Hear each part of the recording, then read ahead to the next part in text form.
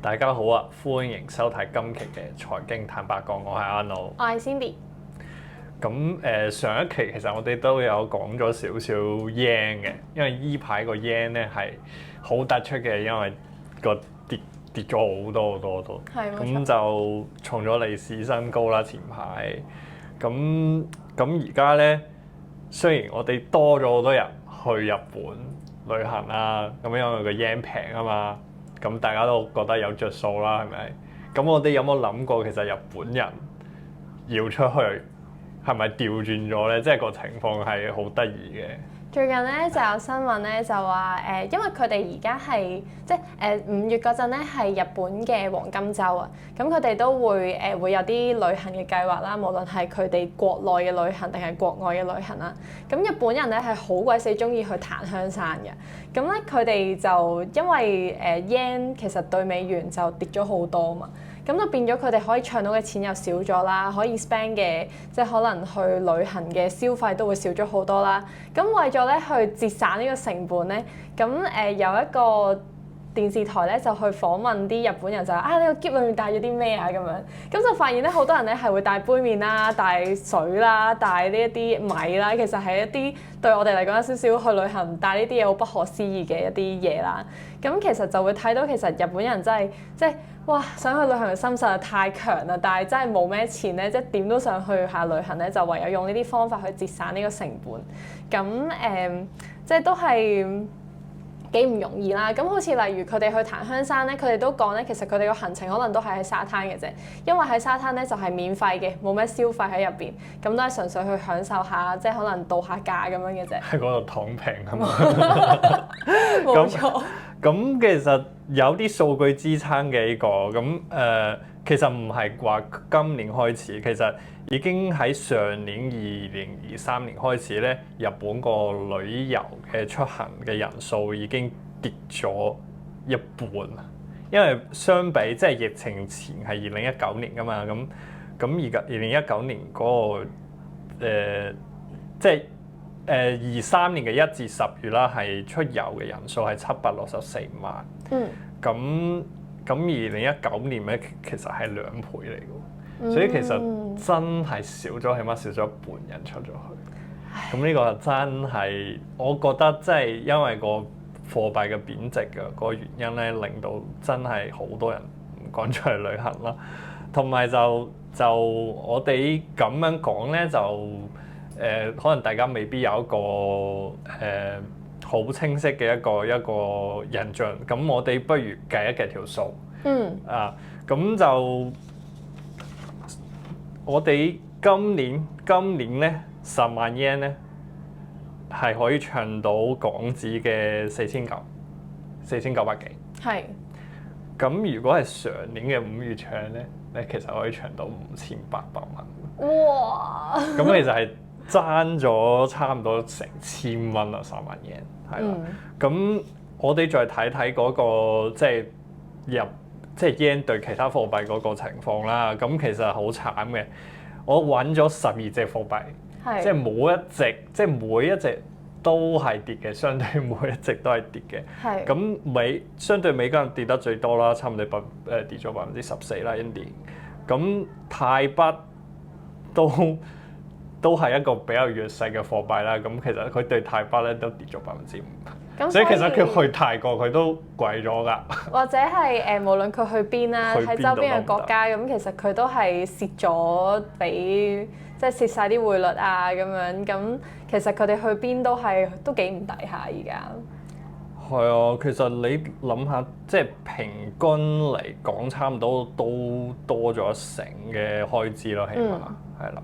咁再加埋，其實日本咧，佢本身係一個即係進口大國啦，咁雖然佢哋 yen 跌咗，咁叫做有利佢哋出口啦，但係佢哋其實對於市民嚟講，好多日常生活用嘅嘢咧都係進口貨嚟嘅，咁就變咗喺呢一個即係匯價人哋升得咁犀利，自己跌得咁勁嘅時候，咁其實佢哋嘅生活開支咧都因為咁樣其實係要即增加咗好多，甚至咧佢哋係多咗好多嗰啲500 yen 嘅 lunch 啊，呢啲咁樣嘅叫做消費嘅一個新嘅形式，即係可能500 yen 係食到咖喱啊，食到呢個飯團啊，咁樣可能就叫做飽咗肚就得啦。咁望到人哋可能啲旅客出邊食即係燒和牛咁樣，自己根本冇辦法可以去消費到呢個咁嘅水平。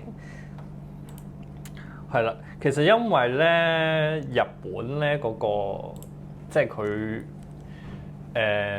糧食咧，佢唔係淨係佢自己可以保障翻自己，即係佢本土產嗰啲糧食咧，淨係可以保證到佢38%嘅需求啦。咁其實另外嗰60%嘅食嘅嘢係要進入口嘅。咁呢啲咧貨嚟自邊度咧？有歐洲啦、澳洲啦嗰啲貨啦。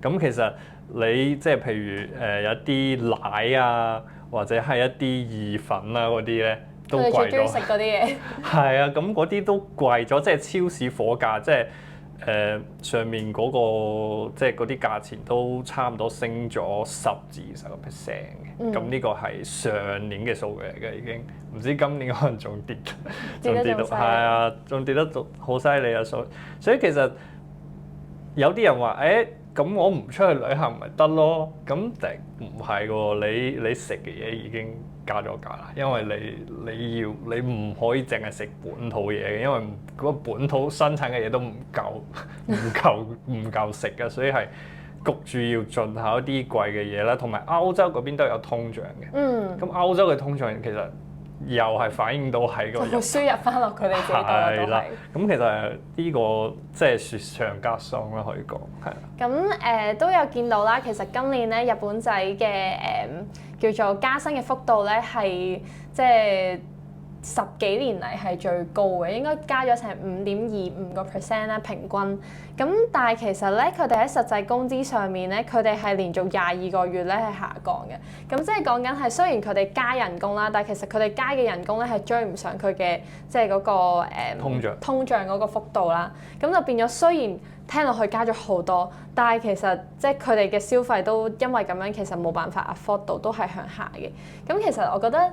我諗佢哋應該比我哋再慘少少，因為我覺得即係可能而家我哋都喺香港啦，好多嘢都貴啦，唔係好敢出去食飯啊。咁但係點講咧？即係最少我哋去旅行，我哋唔使話要自己帶嘢啊，或者係即係為咗慳少少錢咁樣。咁對佢哋嚟講，可能就係佢哋而家有呢個咁樣嘅需要咁樣咯。咁其實冇嘅，咁佢加咗5.25%，咁。其實上一幅圖嗰度我哋有 show 咗啦，其實佢對泰幣已經跌咗5.29%啦。咁其實佢即係個貨幣嘅貶值，即係對泰幣都嗰個貶值嘅幅度，即係加薪嘅幅度，對泰銖嗰個幅度都趕唔上。咁美金更加追唔上啦。咁所以其實佢加咗等於即係如果係諗住出去旅行嘅話，其實加咗都冇乜幫助，係。咁政府有冇做啲咩去即係叫做睇下點樣可以令到個 yen 冇跌得咁勁啊？梗係有㗎啦，咁政府都唔會即係唔理嘅，咁因為實在係跌得太犀利啦。上個禮拜咧就穿咗對美金係穿咗160，一度穿咗160。咁上個禮拜嗰個波幅係好大嘅，因為就央行其實出手㗎啦，咁就要保住個匯率啦。咁而家咧就升翻去，一度係升翻差唔多升翻去152嘅，咁而家就去到154。咁政府係有做嘢嘅，咁但係佢個基本面係冇乜變到嘅，因為日本而家應該就唔諗住加息㗎啦，暫時。咁美金都唔諗住減息，暫時都唔諗住減息。咁其實個息差仲喺度，同埋咧就日本個經濟都唔係話咁好，所以其實個基本面咧係差嘅。所以會唔會繼續貶值咧？係有呢個趨勢繼續貶值嘅。咁係咪次次都靠央行咁樣救咧？因為央行救市佢都係用外匯儲備去救㗎嘛，咁個外匯儲備係有限㗎嘛，可能救多幾次可能我真係冇錢去救㗎咯。咁所以其實就都唔知點搞啦。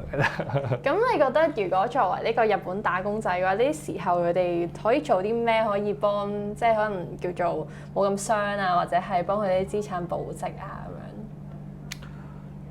我覺得趁央行有做嘢嘅時候，可以唱啲美金。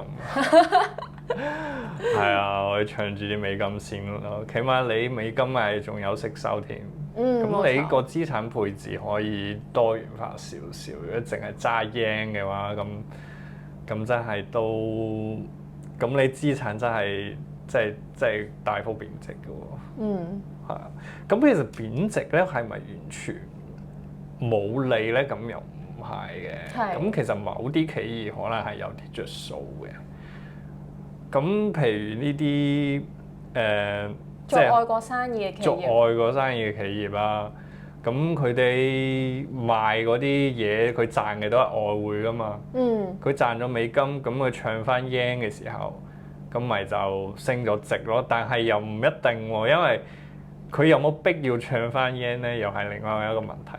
我覺得咧，開心嘅嗰班人咧係一啲大企業，譬如一啲 Uniqlo 啊呢啲，佢本地又唔使冇工廠喺度嘅，咁佢冇個成本，即係佢入貨，即係原材料又唔係佢到嗰度加工嘅，咁呢啲唔係其實佢受 yen 嘅影響唔係好大。係啦，咁跟住佢賺翻啲外匯翻嚟，翻日本咁我諗本土嘅日本員工係有着數。咁我知啦。咁應該作為一個本土嘅日本人嘅話，應該要去呢啲國企或者呢啲跨國嘅企業去做嘢。咁尤其是好似 Uniqlo 咁樣咧，咁而家成個整體環球經濟其實都叫做向下行啊嘛。咁大家嘅消費其實都喺度降級緊嘅時候，咁 Uniqlo 作為一個即係叫做即係比較中低端嘅品牌咁樣啦，即係 kind of 啲嘢都幾 decent 幾靚仔，但係又唔會好貴咁樣。咁其實佢就好食呢一浸嘅水啦。咁所以嚟呢度即係可能嚟 Uniqlo 打工，咁仲可能可以賺埋佢分紅添。係啦，因為佢賺美金，跟住唱 yen 嘅時候咪多咗10%幾咯，跟住派花紅咪多咗咯。咁你如果真係好彩喺呢啲公司打工嘅時候，可能真係有着數嘅。好。